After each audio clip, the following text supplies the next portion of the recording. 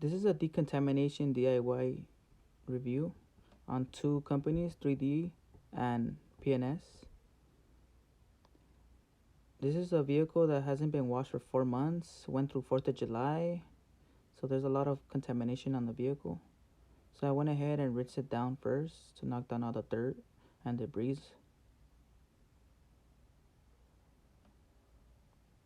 I then went and foamed it using wash and wax to lubricate the surface, as I knew that it had a lot of dirt and debris on it, so it would be a lot easier to lubricate it and agitate it with the edgeless microfiber towel. Up and down, side to side. I then went ahead and rinsed it off.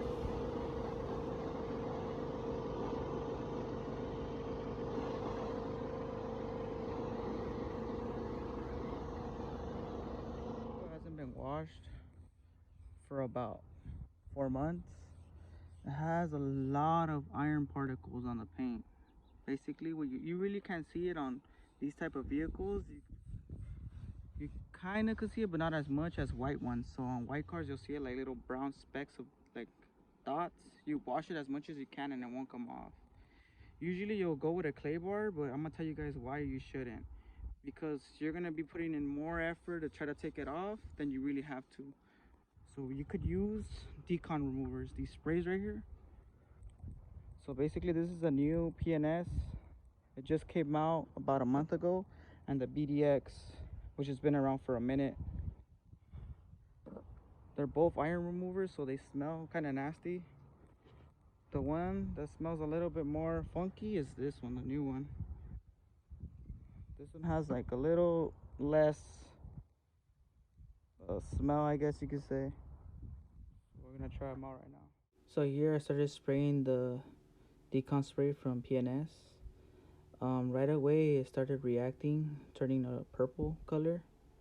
Basically the chemical reaction that the iron particles are reacting and removing from the exterior of the surface of the paint or clear coat.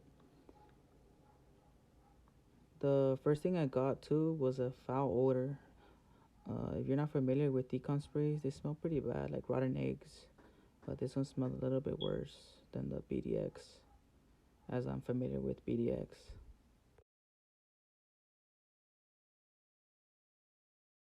This is at our 3-minute mark using the P&S decon spray.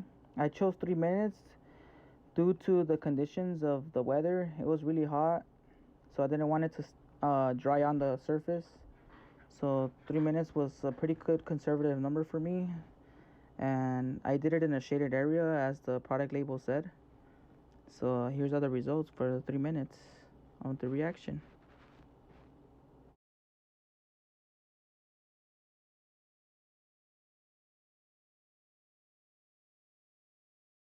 I went ahead and rinsed down the vehicle. It had a really good rinse off. As you can see, came off real quick. I then went ahead and started drying the vehicle using a microfiber edgeless towel, going up and down, side to side, trying to dry off as much as I could. Now was the 3D's side, the decontamination spray. As you can see, this is a more sunny area, or there was more sunlight than the other side. It was okay because I've used 3D, the BDX before, and I've used it in the sunlight, so I know it will work.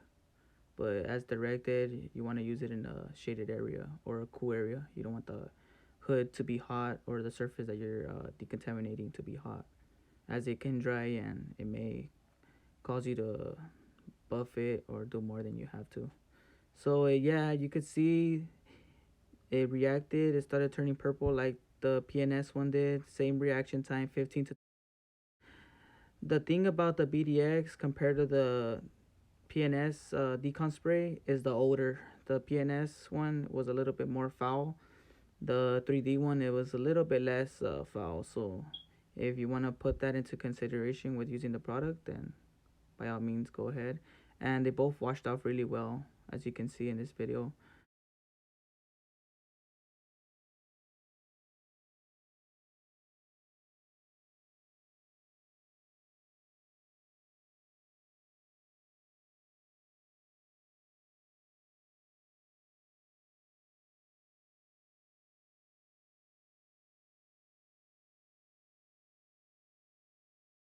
and see if the decon sprays are gonna help us with the next step, which is clay barring.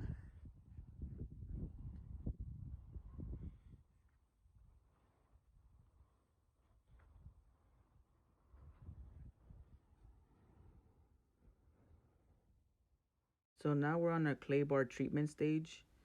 We're going to be using the paint gloss from P&S. This is a clay lubricant. You can also use it as a final touch. And this is a 3D final touch. So yeah, the name says it all. So both new clay bars, you can see. Basically what a clay bar does is removes all embedded dirt, grime, anything that's in the surface that's not related to iron particles. There may be iron particles on the paint, but we took off most of them with our decon spray. A clay bar treatment will remove iron particles. It's just a little bit harder to remove. So basically our decon sprays basically did a little bit more of the work for us, or made it easier.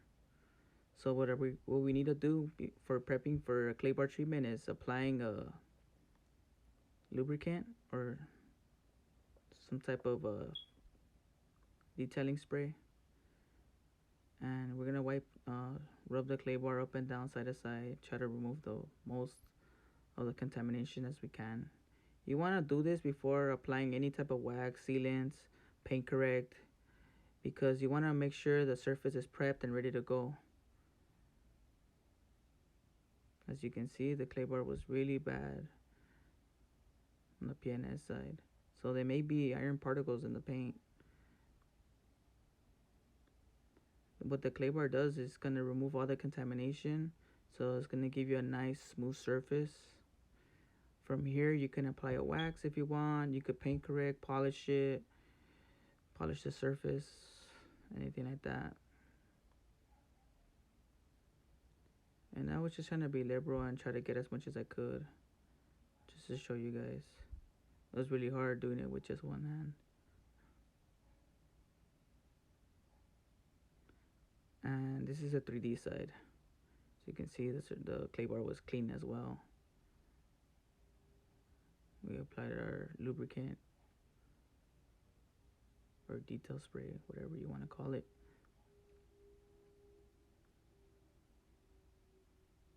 It was a little bit more shaded now too, so we're good. That tree helped us out. And I did the same thing, up and down, side to side. Try to get as much as I could with that clay bar. It's always good to use new clay bars too. A lot of people like using old clay bars. You could do it, but you want to keep using a new one due to maybe dropping it on and catching rocks or anything like that. So having a clean clay bar will ensure that you're not scratching the paint more or making yourself work twice as hard. And it was pretty clean. Like, it still had a couple of contamination or any embedded dirt, anything like that on the surface, but I think the BDX worked a little bit better in removing that iron particles. Same pressure, and voila, look. This is the results of the P&S one. This is the results of the 3D.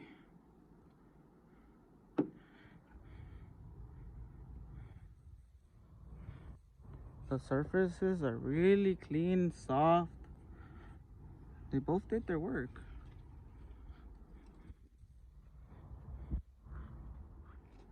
We're gonna be using our scan grip to see if we could see any rail dust or any type of contamination on the paint.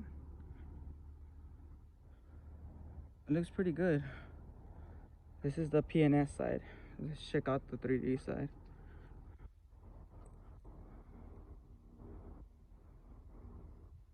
Same thing. You don't really see any rail dust. Both products did really well in decontaminating the surface.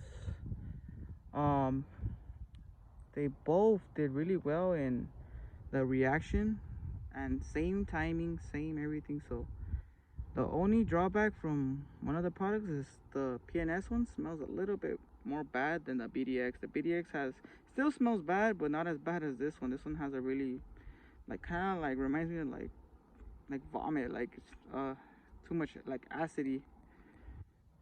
And then for our lubricating properties, I like this one a little bit better. It had a little bit more better lubricant properties.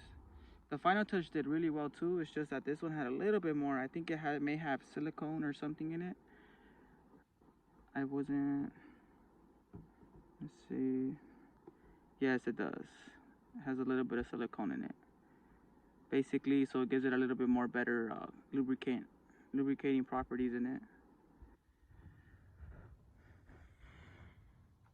The final touch doesn't, which is really good due to the fact that it's body shop safe. I'm not sure if the P&S one is, but I know that 3D really pushes the envelope on trying to make it safe for body shops to use. But here's my review, guys. Like, subscribe, and see you guys on the next one. And drop a comment if what would you like to see next, what reviews.